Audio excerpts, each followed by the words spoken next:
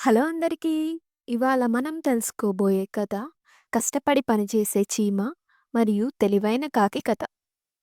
ఒక రద్దీగా ఉన్న చీమల కాలనీలో ఎండలో తాపత్రయంగా కష్టపడుతూ ఒక చీమ ఆహారం సేకరించేది. ఆ చీమ చాలా బలంగా, ఓర్పుతో పనిచేసేది. మిగతా చీమలందరికీ అది ఒక ఆదర్శంగా ఉండేది.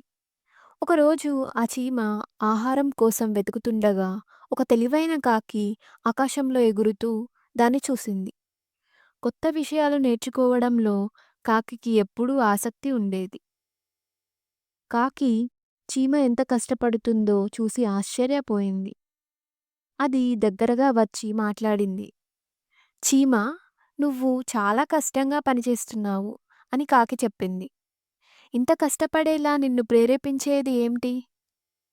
చీమ పైకి చూసి అంది. మేము చీమలు శీతాకాలం కోసం ముందుగానే ఆహారం దాచుకుంటాము. చలికాలంలో ఆహారం దొరకదు. కాబట్టి ఇప్పుడే సిద్ధం కావాలి. మా కాలనీకి ఆహారం ఉండేలా చూసుకోవడం మా బాధ్యత. చీమ మాటలు విని కాకి చాలా ఆశ్చర్యపోయింది. చీమ పనిచేసే విధానం నేర్చుకోవాలని కోరింది. చీమ అంగీకరించింది.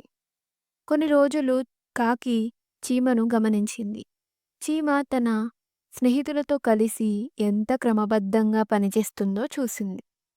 ఆ సమయంలో కాకి తన తప్పును గ్రహించింది. ఎప్పుడూ ఆహారం దొరుకుతుందని అనుకుని భవిష్యత్తు గురించి ఆలోచించేది కాదు. తర్వాత కాకి కూడా చీమతో కలిసి పనిచేయడం ప్రారంభించింది. అందరూ కలిసి కొత్త ఆలోచనలు కనుగొని చీమలకు త్వరగా ఆహారం సేకరించడంలో సహాయం చేశారు. కొంతకాలానికి శీతాకాలం వచ్చింది. కానీ చీమల కాలనీకి బాగా ఆహారం దాచబడింది. అందరూ సంతోషంగా ఉండిపోయారు. చీమకు కాకికి ధన్యవాదాలు చెప్పారు. కాకి ఒక గొప్ప పాఠం నేర్చుకుంది. కష్టపడి పనిచేయడం, భవిష్యత్తు కోసం సిద్ధం కావడం, కలిసి పనిచేయడం ఎంత ముఖ్యమో అర్థమైంది. ఈ కథలోని నీతి ఏంటంటే, కష్టపడి పనిచేయడం చాలా ముఖ్యం. కలిసి పనిచేస్తే పెద్ద విజయాలు సాధించవచ్చు. భవిష్యత్తు కోసం ముందుగానే సిద్ధం ఇతరుల నుండి నేర్చుకోవడం మనకు మేలు చేస్తుంది. ఈ కథ మీకు నచ్చినట్టయితే లైక్ చేయండి, షేర్ చేయండి, సబ్స్క్రైబ్ చేయండి.